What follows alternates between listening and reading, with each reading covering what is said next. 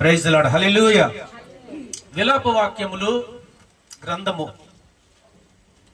2వ అధ్యాయము 19వ వచనాన్ని చదువుకుందాం. నీవు లేచి రేయి మొదటి జామున మొరపెట్టుము, నీళ్లు కుమ్మరించినట్లు ప్రభువు సన్నిధిని నీ హృదయమును కుమ్మరించుము. నీ పసిపిల్లల ప్రాణము కొరకు నీ చేతులను ఆయన తట్టు ఎత్తుము. ప్రతి వీధి మొగను ఆకలి కొనివారు మూర్ఛిల్లుచున్నారు. దేవుడు తన పరిశుద్ధ వాక్యాన్ని మన కొరకు దీవించిన గాక. ఈ వాక్యం ద్వారా ప్రభు మనతో మాట్లాడాలని చిన్న ప్రార్థన చేసుకుందాం. అలా కళ్ళు మూసుకున్నట్లయితే, మహాపరిశుద్ధుడైన మా తండ్రి, జీవం గల దేవా, నీకు స్తోత్రాలు చెల్లిస్తూ ఉన్నా.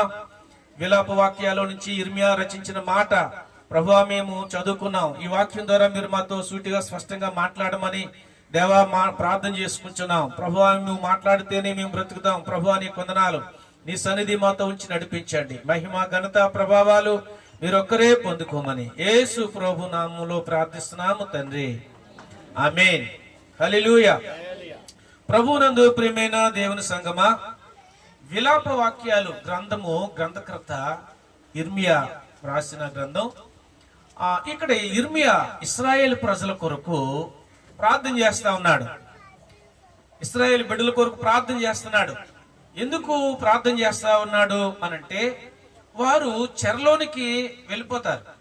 బబులోనులోనికి చెరలోకి వెళ్ళిపోతారు. ఎందుకు చెరలోకి వెళ్ళిపోతా ఉన్నారు అంటే, వారు దేవుని మాట వినటం లేదు. అందుకు దేవుడే మరి నెబుకద్నెజరు యొక్క నాయకత్వంలో చెరలోనికి వెళ్ళిపోవడానికి అనుమతి ఇచ్చాడు. అయితే ఇర్మియా ప్రార్థన చేస్తున్నాడు, ప్రభువా ఏంటి మేము నిన్ను ఆరాధించే ప్రజలు, దేవుని ప్రజలు ఈ చెరలోనికి వెళ్ళిపోతే మా పరిస్థితి ఏంటి అని ఇర్మియా కన్నీటితో ప్రార్థన చేస్తా ఉన్నాడు. ఎంత ప్రార్థన చేసినా ప్రజలు దేవుని వైపు తిరగటం లేదు. వారు దేవునికి వ్యతిరేకంగానే మాట్లాడుతూ ఉన్నారు, దేవునికి వ్యతిరేకంగానే జీవిస్తా ఉన్నారు. అయితే దేవుడు చక్కటి వాగ్దానం ఇచ్చాడు. మీరు ఒకవేళ బబులోనికి వెళ్ళిపోయినా అక్కడ మీకు నేను తోడుగుంటాను అన్నాడు. 70 సంవత్సరాల తర్వాత మరలా బబులోన్ నుంచి మిమ్మల్ని విడిపిస్తాను అన్నాడు. రెండవ చెరగా మొదట ఈజిప్ట్కి వెళ్ళారు. 430 సంవత్సరాలు అక్కడ చెరలో ఉన్నారు. రెండవదిగా వారు దేవుని మాట వినక రెండవసారి నెబుకద్నెజరు యొక్క నాయకత్వంలో వారు బబులోనికి చెరలోనికి వెళ్ళిపోయినారు. అయితే దేవుడు వారికి తోడుగా ఉంటానన్నాడు, ఉన్నాడు. 70 సంవత్సరాల తర్వాత ఈ యొక్క యవనస్తులుగా వెళ్ళిన దానియేల్, షద్రక్, మేషక్, అబేద్నెగో అంటే అననీయా, అజర్యా, మిషాయేల్ వాళ్ళు ముసలుళ్ళు అయిపోయారు. యవనస్తులుగా వెళ్ళారు, ముసలుళ్ళు అయిపోయారు. దానియేలు 4 రాజుల కాలంలో అక్కడ ఉండి ప్రధానమంత్రిగా ఉండి రాజుకు సలహాదారుడిగా ఉండి చక్కగా దేవుడు తోడుగా ఉండి ఎన్నో కార్యాలు దేవుడు చేశాడు. ఆ 70 సంవత్సరాల్లో నిజంగా యెహోవా దేవుడే దేవుడు అని అక్కడున్న బబులోనులందరూ కూడా గుర్తించేలాగా దేవుడు అద్భుతాలు చేశాడు వారి ద్వారా. మాంత్రికులకు, అలాగే మరి శకునుగాండ్రకు, గారడీ విద్య చేసే వారికి లేని శక్తిని వీళ్ళు ప్రార్థన ద్వారా దేవుడి వీళ్ళకి ఇచ్చి గొప్ప దర్శనాలు చూపించి రాజుకి ఆ యొక్క కళ భావాన్ని తెలియజేసి ఇంకా రాజుకు దగ్గరగా వారు ఆ సంస్థానంలో ఉండేలాగా దేవుడు కృప చూపించాడు. అయితే ఈ మధ్యకాలంలో ఎన్నో శోధనలు వచ్చేవారికి, యవన బిడ్డలకు వెళ్ళినప్పుడే ఒక శోధన వాళ్ళు తీర్మానం చేసుకున్నారు, మేము ఈ యొక్క అన్నపానముల విషయంలో మేము జాగ్రత్తగా ఉంటాం, రాజు భుజించే భోజనం చెయ్యం, రాజు తాగే పానం తాగం, పవిత్రంగా ఉంటాం అని తీర్మానం చేసుకున్నారు. దానికి తగినట్టుగా అక్కడ షండుడికి వాళ్ళు చెప్పారు, లేదు ఈ మాంసాహారం తినకపోతే మీరు చిక్కుపోతే రాజు నన్ను అడుగుతాడు, నేనేం సమాధానం చెప్పాలి అని వారు చెప్పారు. చెప్తే దానియేలు ఒకటే అన్నాడు, ఏమండి 10 రోజులు మమ్మల్ని పరీక్షించండి, మేము ధాన్యాహారమే తింటాం, శాకాహారమే తింటాం, అయితే మాంసాహారం తినే బాలుర యొక్క ముఖం కంట మా ముఖం వాడిపోయినట్లుంటే నువ్వు అన్నట్టే మాకు మాంసాహారం పెట్టండి, లేదా మేము ఈ శాకాహారమే తింటాం అని వారు చెప్పినప్పుడు 10 రోజులు పరీక్షించారు. 10 రోజుల తర్వాత వాళ్ళు పరీక్షిస్తే మాంసాహారం తినే బాలుర యొక్క ముఖం కంట ఈ దానియేలు, షద్రక్, మెషక్, అబేద్నెగో అనేవారు యవ్వన బిడ్డల యొక్క ముఖమే చక్కగా ప్రకాశిస్తా ఉందంట. హల్లెలూయా. అప్పుడు వారికి మంచి ప్రయారిటీ ఇచ్చి వారి తీర్మానం ఏంటంటే ఈ యొక్క ద్రాక్ష రసం కానీ ఈ యొక్క బలి అర్పించే మాంసం కానీ మేము తినం. ఒకవేళ తింటే మదించి కొవ్వు పెరిగిపోయి దేవుని మర్చిపోతామేమో అని వారు శరీరాన్ని వారు కంట్రోల్ పెట్టుకుంటూ వారు ఆ తీర్మానం తీసుకున్నారు. మనం ఎక్కడికైనా వెళ్తే మంచి భోజనం పెడితే ఎవరు వద్దంటారు? వద్దంటారు కదా, తినడానికి ఇష్టపడతారు.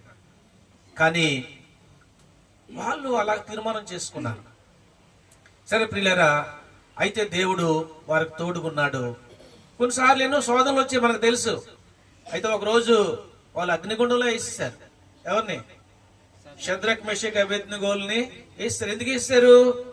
రాజు విగ్రహానికి వారు పూజ చేయట్లేదు. సరే వేసేసినప్పుడు వాళ్ళు చాలా ధైర్యంగా ఉన్నారు. ఎందుకంటే వారు దేవుడు వారికి తోడుగా ఉన్నాడు కదా, వారు దేవుని యొక్క క్రమశిక్షణలో ఎదుగుతూ ఉన్నారు. వాళ్ళు చెప్పారు, రాజా ఇందుని గూర్చి మీకు మేము జవాబు చెప్పడానికి ఏమి భయపడలేదు. మా దేవుడు ఈ అగ్నిగుండంలోంచి తప్పించడానికి సమర్థుడు, తప్పిస్తాడు. ఒకవేళ తప్పించకపోయినా మేము చనిపోవడానికి ఇష్టపడతాం, కానీ మేము ఈ విగ్రహారాధన చేయం, మీ విగ్రహారాధన చేయం అని దేవుని కొరకు వారు నిలబడ్డారు. కాబట్టి వాళ్ళని అగ్నిగుండంలో వేసేసారు. అగ్నిగుండంలో వేసేసిన దాకా దేవుడు ఏమి కలుగు చేసుకోలేదు. అగ్నిగుండంలో వేసేసినప్పటికీ వాళ్ళు ఏంటి, వాళ్ళకు ఎవరైతే రాజుకి విగ్రహానికి పూజ చేయరో వారిని అగ్నిగుండంలో వేస్తాం. రాజు కోపం వచ్చింది. ఇంకా అగ్నిగుండం 7 ఇంతలు చేశాడు. చేసి ఆ సైనికులు పట్టుకొని కాలు చేతులు పట్టుకొని విసిరేశారు. విసిరేసిన వాళ్ళు కాలిపోయి చనిపోయారంట, ఆ శాఖ తగిలి. బైబిల్లో రాయబడ్డ మాట. కానీ అందులోకి విసిరేసిన తర్వాత వాళ్ళు అగ్నిలోను హ్యాపీగా తిరుగుతున్నారంట. హల్లెలూయా. అగ్ని వాసన కూడా వారికి అంటలేదు అని బైబిల్ గ్రంథంలో రాయబడి ఉంది. ఎలా ఇది సాధ్యము? అప్పుడు రాజు మంత్రిని అడుగుతున్నాడు, రాజా మంత్రి, మనం ఎంతమందిని విసిరాం? 3 కదా విసిరాం, 4 కనపడుతున్నారు అందులో అగ్నిగుండంలో. అతను ముఖం దేవదూతల ముఖంలో కనపడతా ఉంది. వాళ్ళు ప్రకాశిస్తా ఉన్నారు, వాళ్ళకి అగ్ని ఏ హాని చేయలేదు అని చెప్పి వారిని అగ్నిలోంచి బయటకు రమ్మని చెప్పిన తర్వాత వచ్చారు. రాజు పరీక్షించాడు. అసలు అగ్ని వాసన బట్టలు కాలిపోయినట్లు కూడా అక్కడ వాసన ఏం రాలేదు. అప్పుడు ప్రజలందరికీ ఒకే ఒక మాట చెప్పాడు, వీళ్ళు నమ్ముకునే దేవుడే నిజమైన దేవుడు అని చెప్పాడు. హల్లెలూయా. మనం దేవుని కొరకు ఒక ప్రత్యేకమైన జీవితాన్ని జీవించడానికి ఇష్టపడితే శోధనలు వస్తాయి, కష్టాలు, శ్రమలు వస్తాయి. అందులోంచి దేవుడు అద్భుతంగా మనల్ని విడిపిస్తాడు. ఆ శ్రమ ద్వారానే చుట్టూన్న ప్రజలు వీరు నమ్ముకున్న దేవుడు గొప్పవాడని తెలియజేస్తాడు. మనము కొన్ని కష్టాలు వచ్చేసరికి, కొన్ని బాధలు, ఇరుకులు వచ్చేసరికి మనము లోకంతో రాజీ పడిపోతా ఉన్నాం. అలాగే దానియేలు జీవితంలో కూడా జరిగింది.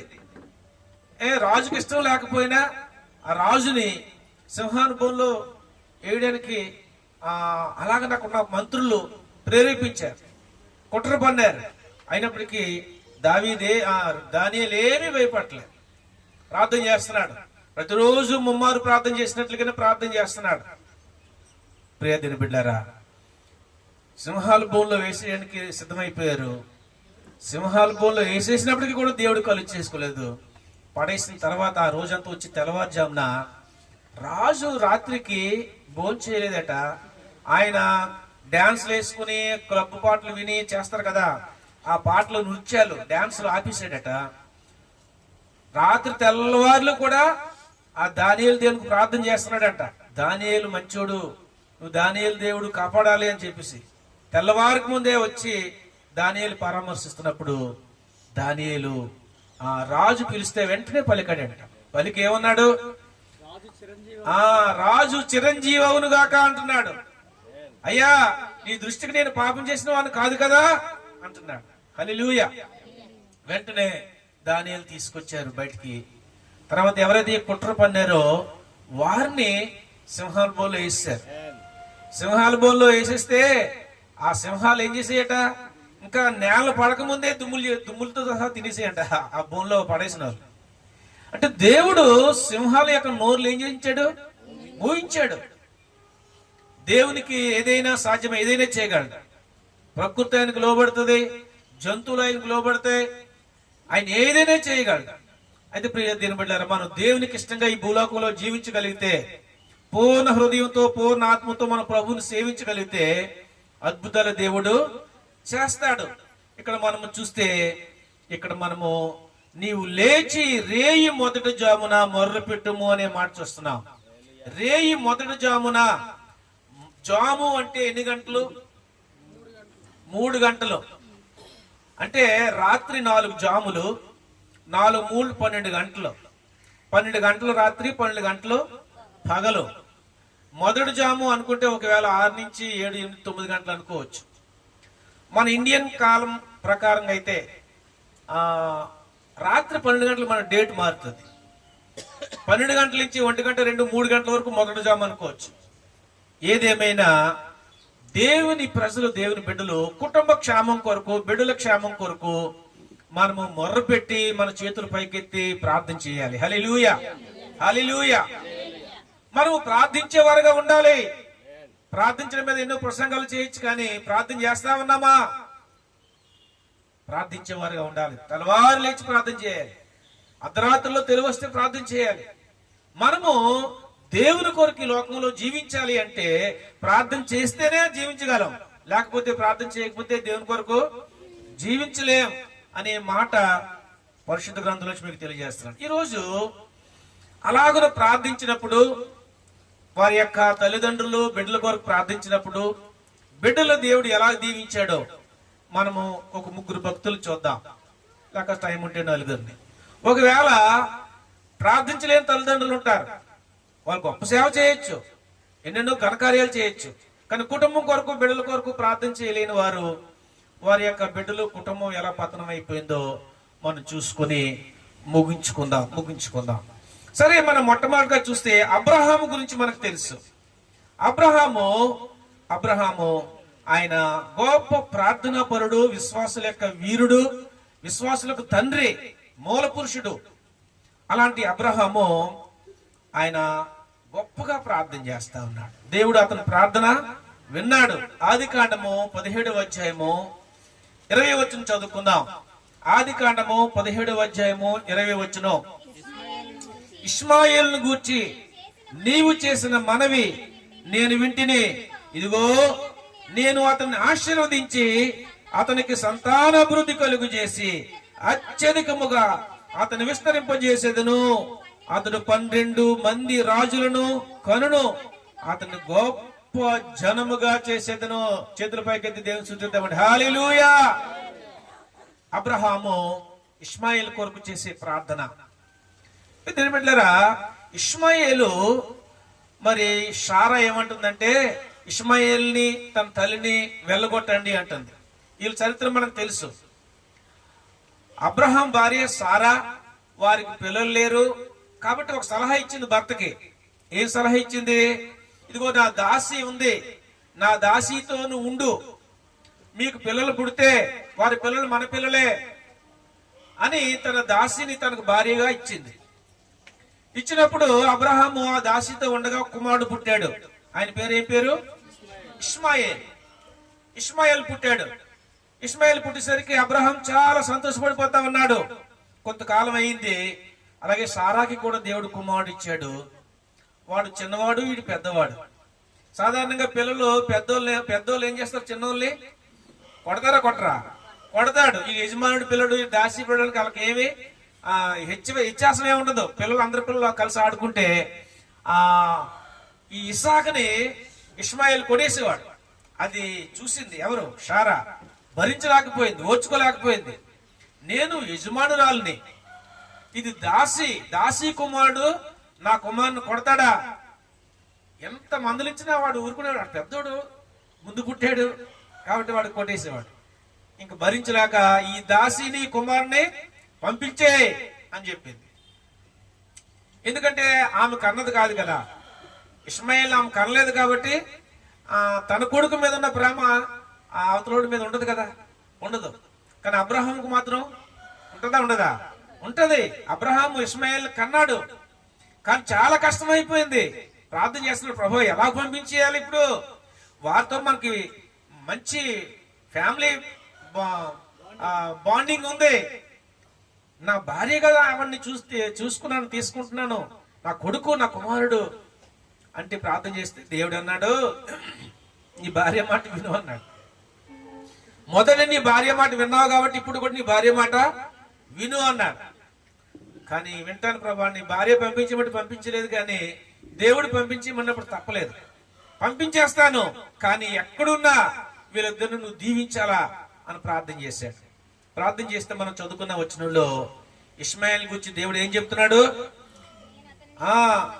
నీవు చేసిన మనవి నేను వింటిని, ఇదిగో నేను అతన్ని ఆశీర్వదించి అతనికి సంతాన అభివృద్ధి కలుగు చేసి అత్యధికముగా అతని నిమిత్తము అతన్ని విస్తరింపజేసేదను, 12 మంది రాజులు కంటాడు, గొప్ప జన్మగా చేస్తాను నేను అని అబ్రహాము చేసిన ప్రార్థనలు బట్టి ఇష్మాయేలు దేవుడు దీవించాడు. హల్లెలూయా.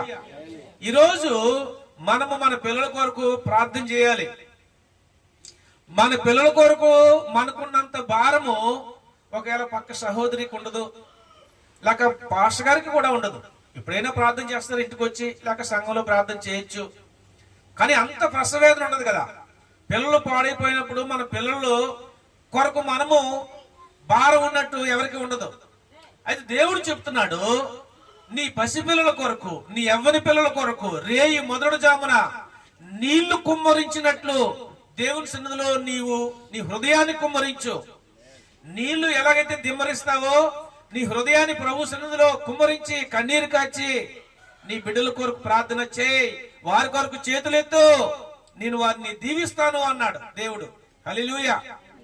అబ్రహాము తన కుమారుడైన ఇష్మాయేలు కొరకు ప్రార్థన చేస్తే దేవునికి కూడా ఇష్మాయేలు హాగరుతో ఉండి ఇష్మాయేలు కండం ఇష్టం లేదు దేవునికి కూడా. ఎందుకంటే సారా ద్వారా అబ్రహాము ద్వారా వచ్చిన కుమారుడే వాగ్దాన పుత్రుడు, వారిని దీవించడానికే దేవుడు ఇష్టపడుతున్నాడు. కానీ అబ్రహాం ఇష్టాన్ని కాదనలేదు. ఈరోజు దేవునికి ఇష్టం లేకపోయినా మనం ఎన్నో పనులు చేస్తాం, దేవుడు ఆ పనులు ఆపేడు, అనుమతిస్తాడు. కానీ ప్రియ దినబిడ్డలారా, దేవుడు ఆశించే రీతిలో ఆశీర్వాదం ఉండదు మన సొంతంగా మనం చేసే పనుల్లో, అది గుర్తుపెట్టుకోవాలి. వెంటనే అబ్రహాము ఎప్పుడైతే ఆశీర్వదిస్తానో దేవుడు అభిమించాడో చాలా హ్యాపీగా సంతోషంగా పంపించాడు. వెళ్ళిపోండి, మీరు ఎక్కడున్న దేవుడు నీకు తోడుకుంటాడు. ఈరోజు ప్రపంచ దేశాల్లో ముస్లిమ్స్ మరి ధనవంతులుగా ఉన్నారు అంటే ఆ రోజు అబ్రహాం చేసిన ప్రార్థనే. హల్లెలూయా. క్రీస్తుకు పూర్వమే వాళ్ళు అబ్రహాం చేసే ప్రార్థన విని ఇప్పటికీ కూడా మనం వాళ్ళ ఆశీర్వాదం చూస్తున్నాం. ప్రపంచ దేశాల్లో గొప్ప ధనవంతులుగా రాజులుగా వారు ఉన్నారు. 12 మంది రాజులు ఆ ఇష్మాయేలుకు గర్భంలోంచి పుట్టిన వారు. దేవుడు అలాగన వారిని దీవించాడు. ఈరోజు దేవుడు మన బిడ్డలు దీవించడా, మన సంఘాన్ని దీవించడా, మన కుటుంబాన్ని ఆశీర్వదించడా, మనం రేయి మొదటి జామున లేచి నీళ్లు కుమ్మరించినట్టు మన హృదయాన్ని కుమ్మరిస్తే ప్రభు మనకు తోడుగా ఉండడా, మన బంధువులు దేవుడు రక్షించడా. ప్రియ దేవుని బిడ్డలారా, ఈరోజు మన బంధువులు అనేక మంది రక్షణ పొందలేకపోతున్నారు అంటే దానికి కారణం మనమే. మనం ప్రార్థన చేయకే. మన ఇరుగు పొరుగు వారు రక్షణ పొందలేదంటే మనం ప్రార్థన చేయకే. మన ప్రార్థన అంత భారంగా లేదు అని ఒప్పుకోవాలి. ప్రియ దేవుని బిడ్డలారా, మనము ప్రార్థించుదుముగాక. ఆమేన్. మనము నీళ్లు కుమ్మరించినట్లు మన హృదయాన్ని ప్రభు సన్నిధిలో కుమ్మరించుదుముగాక, మన పట్టణాన్ని రక్షించుకుందుముగాక. ప్రియ దేవుని బిడ్డలారా, రెండవదిగా చూస్తే ఇస్సాకు గురించి కూడా అబ్రహాము ప్రార్థన చేశాడు. అబ్రహాముతో దేవుడు నిబంధన చేశాడు, ఇస్సాకుతో కూడా నిబంధన చేశాడు. ఇస్సాకు కుమారుడు యాకోబుతో కూడా దేవుడు నిబంధన చేశాడు. వారిని ఆశీర్వదించినట్లుగా మనము చూస్తా ఉన్నాం. 19వ వచనం చదవండి. ఆదికాండం 17:19 మీద వచనం. దేవుడు నీ భార్య అయిన సారా నిశ్చయముగా నీకు కుమారుని కనును, నీవు అతనికి ఇస్సాకు అని పేరు పెట్టుదువు, అతని తరువాత అతని సంతానము కొరకు నిత్య నిబంధనగా నా నిబంధనను అతనితో స్థిరపరిచెదను. దేవునికి స్తోత్రం చెప్పండి. హల్లెలూయా, హల్లెలూయా. అబ్రహామును దీవించిన దేవుడు అబ్రహాం కుమారుడైన ఇస్సాకు కొరకు కూడా ప్రార్థన చేసినప్పుడు, నీతో చేసిన నిత్య నిబంధన నీ కుమారునితో కూడా నేను చేస్తాను అన్నాడు. అలాగనే ఆ ఇస్సాకును కూడా ఎలాగను దీవిస్తాడో చెప్పాడు. అలాగనే దీవించాడు కూడా. దేవుని స్తోత్రం, హల్లెలూయా. మరి ఇస్సాకు కూడా ప్రార్థన చేశాడు యాకోబు కొరకు. ఇస్సాకు ఎంతమంది పిల్లలు? 2 పిల్లలు, యాసావు, యాకోబు, 2 కలవ పిల్లలు. ప్రియ దేవుని బిడ్డలారా, ఆయన చెప్పాడు ఇస్సాకు, నేను వృద్ధాప్యంలోకి వచ్చాను, నా కళ్ళు మంద దృష్టిగా ఉంది, అయితే వేటాడి మాంసం తీసుకుని రండి రమ్మని చెప్పాడు యాసావుకి.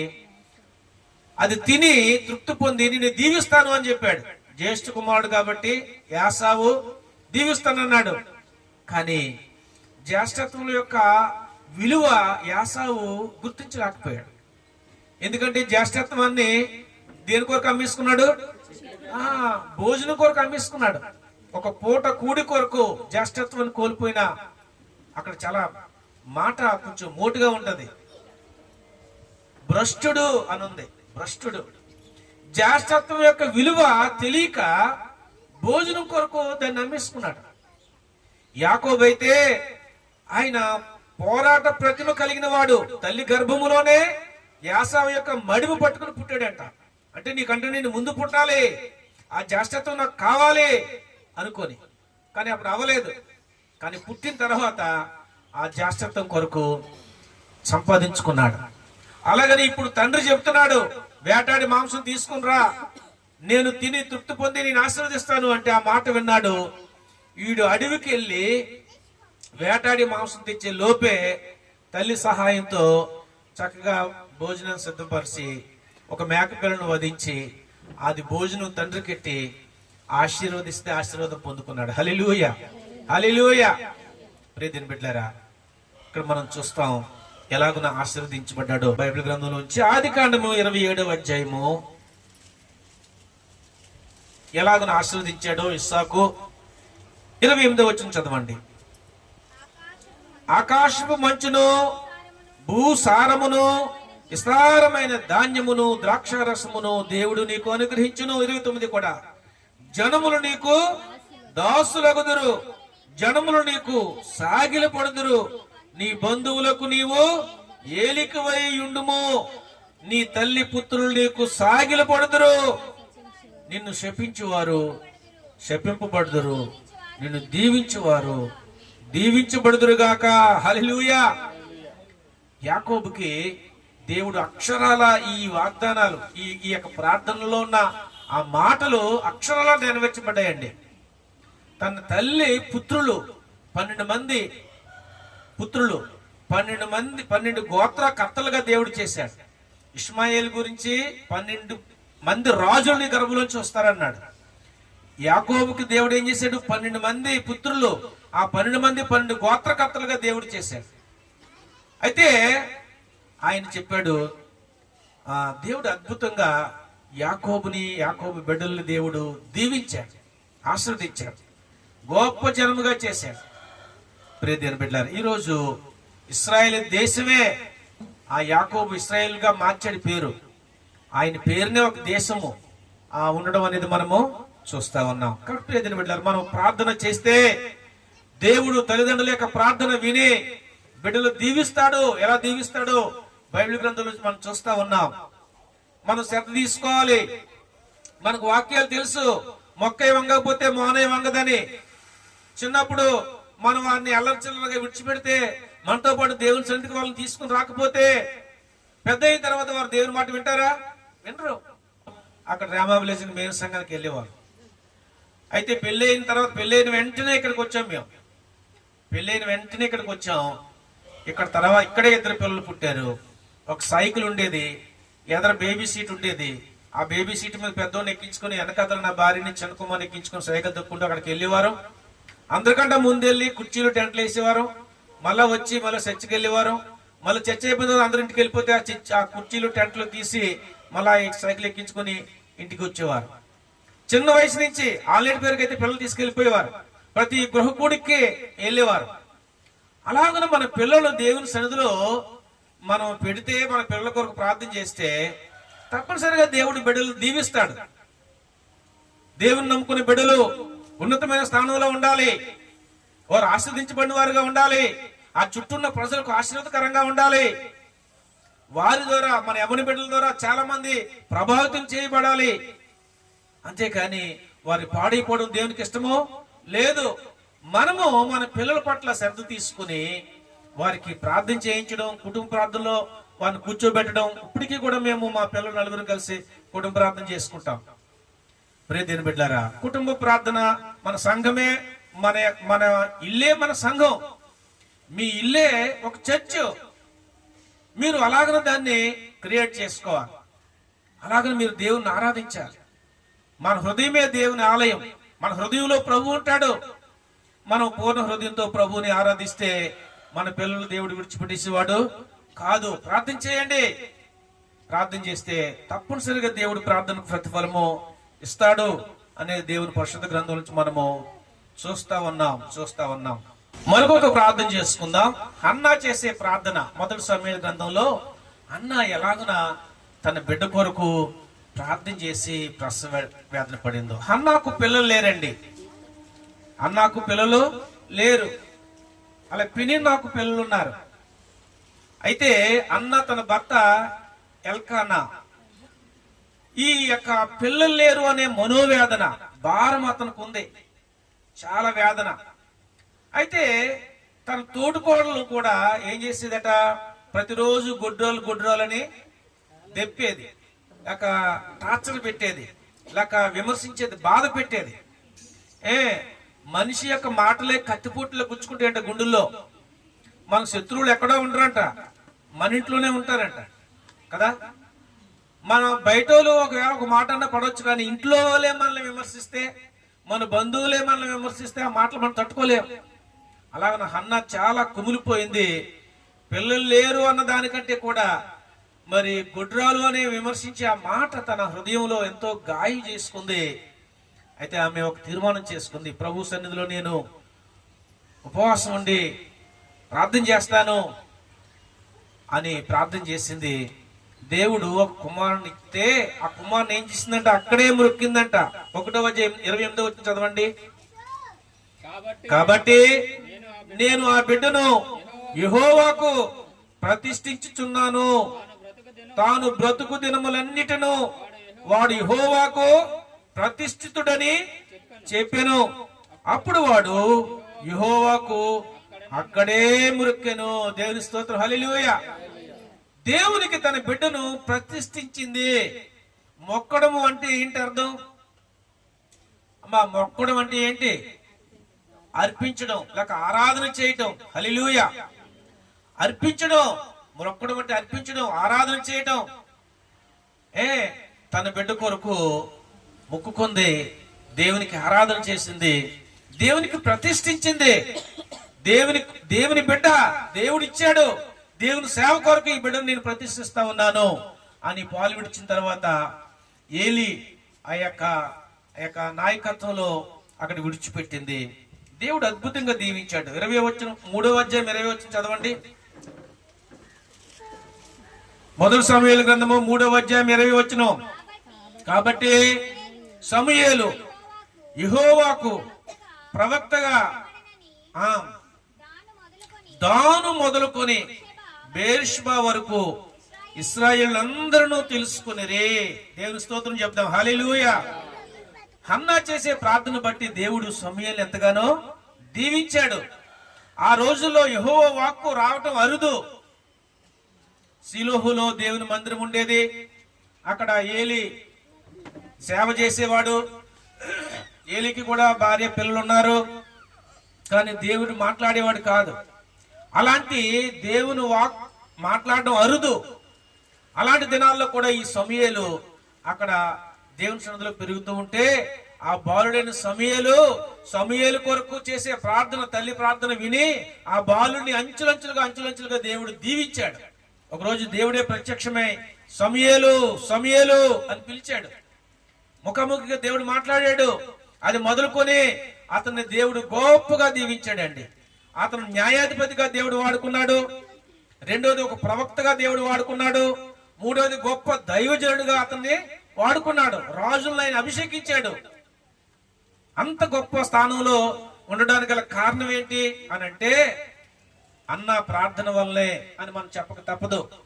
ఈరోజు తల్లిదండ్రులుగా మనం మన బిడ్డలను దీవించాలి. చాలా సార్లు కోపంతో వారిని శపిస్తూ ఉంటాం. నువ్వు అలాగైపోతావు అని. నిజంగానే ఆ మాటలు తగులుతాయండి వారికి. నీవు వారిని బ్లెస్ చేస్తూ ఉంటే నువ్వు దేవుడిని ఆశీర్వదించును గాక, దేవుడిని దీవించును గాక అని మన బిడ్డలు మనం దీవిస్తూ ఉంటే వారు దీవించబడతారు. మనమే కోపంతో వారిని శపిస్తే, తల్లిదండ్రులే బిడ్డలను శపిస్తే వారికి ఎలాగున ఆశీర్వాదం వస్తుంది. కాబట్టి ప్రియ దేని బిడ్డలారా, మనము మన పిల్లల్ని దైవభక్తిలో పెంచాలి. ఈ రోజులు ఎంతో భయంకరంగా ఉన్నాయి. పాడైపోతున్న దినాల్లో మనం ఉన్నాం, దుర్దినాల్లో మనం ఉన్నాం. అసలు ఎవరిని బిడ్డలు ఇందాక మన శాంతిమూర్తి గారు ప్రార్థన చేసినట్లు ఈ నెట్ అంటే ఏంటి? వల. ఆ ఇంటర్నెట్ అనే వలలో ప్రజలు యవనస్తులే కాదు, స్త్రీలు పురుషులు అందరూ సమయం దాని కొరకే ఇచ్చేస్తున్నారు. టీవీ దగ్గర సెల్ ఫోన్ తోనే సమయం అంతా గడిపేస్తున్నారు. ప్రార్థన చేయడానికి, బైబిల్ చదవడానికి ఎక్కడ ఉంది టైం లేదండి. చిన్న ప్రార్థన చేయి, కుటుంబ ప్రార్థనలో చిన్న ప్రార్థన చేయి, చిన్న వాక్యం చదువు, టైం అయిపోతే మళ్ళీ వెళ్ళిపోవాలి చల్లట్టుకొని. అలాంటి దినాల్లో మనం ఉన్నాం. ప్రియ దిన బిడ్డలారా, మనం ప్రార్థన చేయాలి. ప్రార్థన చేస్తే దేవుడు అద్భుతంగా దేవుడు దీవిస్తాడని ప్రభు పేట మీకు మనం చేస్తున్నాం. దాను మొదలుకొని బేర్షెబా వరకు అంటే ఇశ్రాయేలు దేశం అంతటా కూడా సమూయేలు ప్రవక్త, దైవజనుడు అని అందరికి తెలుసు. ఇతను న్యాయాధిపతి, తీర్పు తీర్చేవాడు అని అందరికి తెలుసు. చూడండి, మన దేశంలో మనం అంటాం కన్యాకుమారి కాశ్మీర్ మొదలుకొని కన్యాకుమారి. కాశ్మీర్ ఎక్కడ ఉంది? లడక్ లో ఉంది. ఎక్కడ? నెత్తి మీద ఉంటది, ఇండియా పటం నెత్తి మీద ఉంటది. కానీ కన్యాకుమారి ఎక్కడ ఉంటది? తమిళనాడులో కింద ఉంటది. అంటే అంతా దేశం అంతా కూడా సమూయేలు గురించి తెలుసు. ఆయన వస్తూ ఉంటే ఈదిలో పడి, అయ్యా సమాధానంగా వస్తున్నావా అని భయపడిపోయారు ప్రజలు. అంతగా దేవుడు దీవించాడు. అయితే ఒక మాట చెప్పక తప్పదు. ఏంటి అంటే, సమూయేలు చాలా ప్రార్థనాపరుడు, గొప్ప సేవ చేశాడు, అనేక మంది రాజులు అభిషేకించాడు. కానీ తన కుటుంబాన్ని సరిగ్గా నడిపించుకోలేకపోయాడు. నేను ఒక స్మారక గుడికి వెళ్ళాం, అక్కడ స్టీఫెన్ కూడా వచ్చాడు. బర్నబాస్ అని ఆయన చాలా మంచోడు, ప్రార్థన చేసేవాడు, సువార్త చేసేవాడు, ఆటో వేసుకునేవాడు, దేవుని పని చేసేవాడు, ఆసక్తి ఎక్కువే. కానీ తన భార్య బిడ్డలను దేవుని సన్నిధిలో నడిపించుకోలేకపోయాడు. ప్రియమైన బిడ్డలారా, మనము చాలా మంది సేవని బయటను తిరిగి కుటుంబాన్ని పట్టించుకోకుండా, పిల్లలు పట్టించుకోకుండా ఉంటూ ఉంటారు. కానీ కుటుంబమే ఫస్ట్, తర్వాతే సేవ. దేవుని స్తోత్రం చెప్తాం. హల్లెలూయా. కుటుంబాన్ని మనము దేవుని సన్నిధిలో ప్రభువుకి అప్పగించుకోవాలి. మన కుటుంబం అంతా ప్రభు సన్నిధిలో ఉండాలని ఆశపడాలి.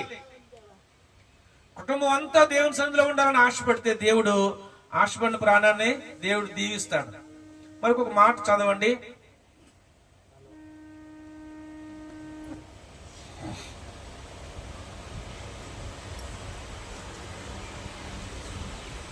మొదటి సమూయేలు గ్రంథము 8వ అధ్యాయము 2వ వచనం. ఇప్పుడు 2వ పార్ట్ మనం చూస్తున్నాం. 2వ పార్ట్ ఇంకా చాలా ఉన్నాయి. దావీదు సొలొమోను కొరకు దీవిస్తున్నప్పుడు, ప్రార్థన చేసినప్పుడు సొలొమోను ఎలా దీవించడం, చాలా విషయాలు ఉన్నాయి. చాలా తల్లిదండ్రులు కానీ టైం అయిపోతుందని 2వ పార్ట్ లోకి వెళ్తున్నాం. 2వ పార్ట్ లో తన జ్యేష్ఠ కుమారుని పేరు యోవేలు, రెండవ వాని పేరు అబియా. వీరు బేర్షెబాలో న్యాయాధిపతులుగా ఉండిరి. అతని కుమారులు అతని ప్రవర్తనను అనుసరింపక ధనాపేక్షలై లంచములు పుచ్చుకుని న్యాయమును త్రిప్పివేయగా. చాలండి. ఎవరండి ఈ పిల్లలు? సమూయేలు కుమారులు. సమూయేలు గురించి ఇంతవరకు మనం ఎంత గొప్పగా చెప్పుకున్నాం. కానీ సమూయేలు కుటుంబాన్ని పట్టించుకోలేదండి. తన భార్య పిల్లలు ఎలా తిరుగుతున్నారో, దేవుని సన్నిధికి వస్తున్నారో లేదా, బైబిల్ చదువుతున్నారు లేదా, ప్రార్థన చేస్తున్నారు లేదా, ఎక్కడికి వెళ్తున్నారు, బయటికి వెళ్తే వాళ్ళు ఏం చేస్తున్నారు, న్యాయం తీరుస్తున్నారా, లంచాలు తీసుకుని న్యాయం తీరుస్తున్నారా, పాపం చేస్తున్నారా, పట్టించుకోలేదు. కాబట్టి పిల్లలు ఏమైపోయారు?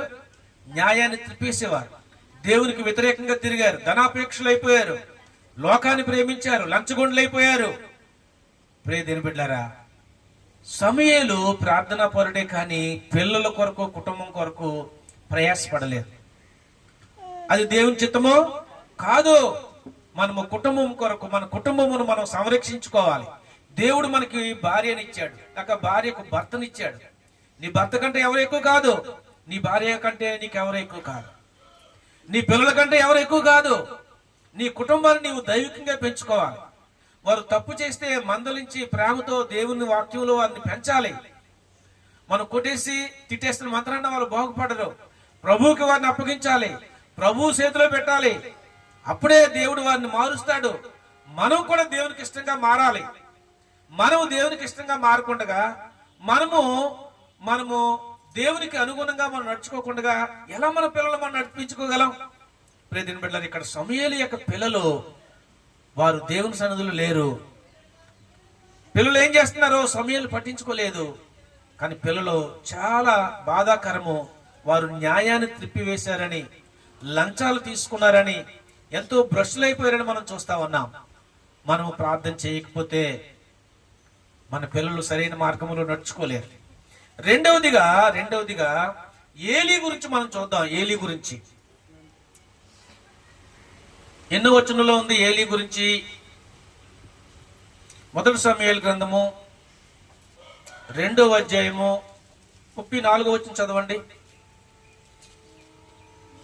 నీ ఇద్దరు కుమారులైన ఓఫ్నీకిని ఫీనెహాసుకునకు సంభవించినని నేను చెప్పిన దానికి మీకు సూచనగా నుండును. ఒక్కనాటి యందే వారిద్దరూ మరణమవుదురు. 2:22 చదవండి. ఏలి బహువృద్ధుడాయను, ఇశ్రాయేలీయులకు తన కుమారులు చేసిన కార్యములన్నీ సేవ చేయుటకు వచ్చిన స్త్రీలతో సైనించుటయను మాట చెవిని పడగా వారిని పిలిపించుట ఇట్లని. సరే, అక్కడ రాయబడ్డ మాట అర్థమైందా? ఎంత భయంకరం అండి! దేవుని మందిరానికి వచ్చిన స్త్రీలతో ఆ పాస్టర్ గారి యొక్క పిల్లలు లైంగిక వ్యవహారాలు చేసి పాపం చేసి దేవునికి వారు దూరం అయిపోయారు. ఇందాక సమూయేలు యొక్క పిల్లలు లంచాలు తీసుకుని న్యాయం అన్యాయం, అన్యాయం న్యాయం అని తిప్పి తీర్పులు తీర్చి దేవుడు వాళ్ళ న్యాయాధిపతులుగా నిలబెడితే పాపం చేశారు. ఇక్కడ వ్యభిచారం, లైంగిక పాపం ఎంత భయంకరమైన పాపమో మనం కనిపెట్టాలి. మన పిల్లలు ఏం చేస్తున్నారని ఈరోజు కనిపెట్టలేములండి. మన దగ్గరే ఉన్నట్టు ఉంటారు, కానీ ఎవరితో మాట్లాడుతున్నారో మనకి తెలియదు. అయితే మనం దేవునికి అప్పచెప్పాలి. మనం ఏం చేయలేం, ప్రార్థన చేయడమే. ఎందుకంటే ప్రపంచమే పాడైపోతా ఉంది.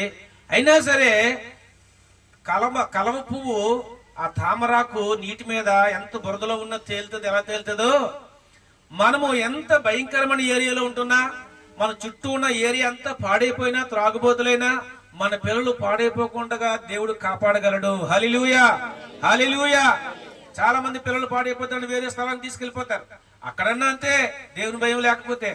ఎక్కడ ఉండు నువ్వు, అడవులో తపస్సు చేసి ముక్కు మూసుకున్నా చెడు ఆలోచనలకు రాక తప్పదు. దేవుని భయంలో ఉండాలి, దేవునికి అప్పగించాలి, ప్రభువుకి ప్రార్థన చేయాలి. దేవుడు ఒక్కడే బిడ్డల జీవితాలు మార్చగలడు. ఆయనకు అసాధ్యమైంది లేదు, ఏదైనా చేయగలడు ఆయన. కాబట్టి ప్రియమైన బిడ్డలారా, ఇంకా నేను ఎక్కువ చెప్పడానికి ఇష్టపడలేదు, టైం అయిపోయింది. మన పిల్లలను మనము భారంతో ప్రభువుకు అప్పగించి రేయి మొదటి జామును లేచి నీళ్లు కుమ్మరించినట్లు మన హృదయాన్ని ప్రభు సన్నిధిలో కుమ్మరించి మన పిల్లల కొరకు చేతులెత్తి ప్రభువుకు అప్పగించి వారిని ప్రభువుకి మనం ప్రతిష్ఠ చేద్దాం. తప్పనిసరిగా దేవుడు మన పిల్లల యొక్క భవిష్యత్తును మారుస్తాడు. పాడైపోయిన జీవితాలను బాగు చేసేవాడు మన దేవుడు. నశించిపోయిన దాన్ని వెతక రక్షించేవాడు మన దేవుడు. తల్లిదండ్రులు పిల్లల పట్ల బాధ్యత తీసుకోవాలని ఈ మాటలు మీకు తెలియజేస్తా ఉన్నాను. నేను కానీ మీరు కానీ, నేను మీ కొరకే చెప్పలేదు, నా కొరకు కూడా చెప్పుకున్నాను. సేవకుల పిల్లలు కూడా ఎలా పాడైపోయారో బైబిల్ గ్రంథంలో చూసుకున్నాం. సేవ చేస్తున్నాం, మనం అందరం సేవ చేస్తున్నాం. మనం అందరం కూడా దేవుని సేవకులం. కొత్త నిబంధనలో పాస్టర్ గారు ఒక్కరే సేవకుడు కాదు, రాజు లేని యాజక సమూహంగా దేవుడు మనం చేశాడు. మనకు అప్పగించిన పరిచర్య మనం జాగ్రత్తగా చేసి ప్రభువుకి ఇష్టంగా జీవించి మనము మహిమ పొందాలి. మనము దేవునికి ఇష్టంగా జీవిస్తే మన కొరకు నీతి కిరీటం ఉంచబడి ఉంది. హల్లెలూయా. నీతి కిరీటం ఉంచబడింది మన కొరకు. అయితే మనం చాలా పవిత్రంగా ఈ లోకంలో జీవించాలి. ప్రభువుకి మనం అప్పగించుకోవాలి. ప్రతిరోజు యేసుక్రీస్తు రక్తంలో కడగబడాలి. అప్పుడు మాత్రము దేవుడు మన కొరకు ఉంచిన నీతి కిరీటం మనం పొందుకుంటాం. దేవుడి మాటలు మన కొరకే దీవించును గాక. ఆమేన్. హల్లెలూయా. చిన్న ప్రార్థన చేస్తా. మహాపరిశుద్ధుడు అయిన మా తండ్రి, జీవం గల దేవా, నీకు వందనాలు చెల్లిస్తున్నాం. ఇంతవరకు నీ వాక్యాన్ని మేము విన్నాం. ఈ వాక్యము మా హృదయంలో మీరు ఫలింపు చేయమని ప్రార్థన చేసుకుంటున్నాను తండ్రి. దుష్టుడు ఎలాగున ప్రభువా నేను బిడ్డలను, స్త్రీలను, పురుషులను పాడు చేస్తా ఉన్నాడు. ఎంచుదిల్లలో భయంకరమైన దినాల్లో మేము ఉన్నాం ప్రభు. తండ్రి, మా బిడ్డలను మీరు దీవించాలి. అబ్రహాం బిడ్డలు ఎలాగ దీవించినావో, ఇస్సాకు తన కుమారుని ఎలాగ దీవించినావో, యాకోబు తన పిల్లల్ని ఎలాగ మీరు దీవించినావో, అన్న తన కుమారుని ఎలాగ దీవించినావో, దావీదు సొలొమోను కొరకు ప్రార్థన చేసినప్పుడు సొలొమోను ఎలాగ దీవించినావో, ఇంకా ఎన్నో ఉదాహరణలు ప్రభు పరిశుద్ధ గ్రంథంలో భక్తులు మా ముందు ఉన్నారు నాయన. వారందరినీ వారి బిడ్డల కొరకు ప్రయాసపడినప్పుడు ఎలాగో ఆశీర్వదించినావో, నేటి దినాల్లో మా బిడ్డలు కూడా నువ్వు అలాగ దీవించదు గాకని ప్రార్థిస్తా ఉన్నావు. మా బిడ్డలను ఉన్నతమైన స్థానంలో నిలబెట్టమని ప్రార్థిస్తా ఉన్నాం. ఏ దుష్టుడు బిడ్డలు ముట్టకుడినట్లు నీ రక్తపు కంచి వేయమని ప్రార్థన చేసుకుంటున్నాను. అన్ని విధాలా మీరే కృప చూపించమని యేసు ప్రభు నామములో ప్రార్థిస్తున్నాము తండ్రి. ఆమేన్. ఆమేన్.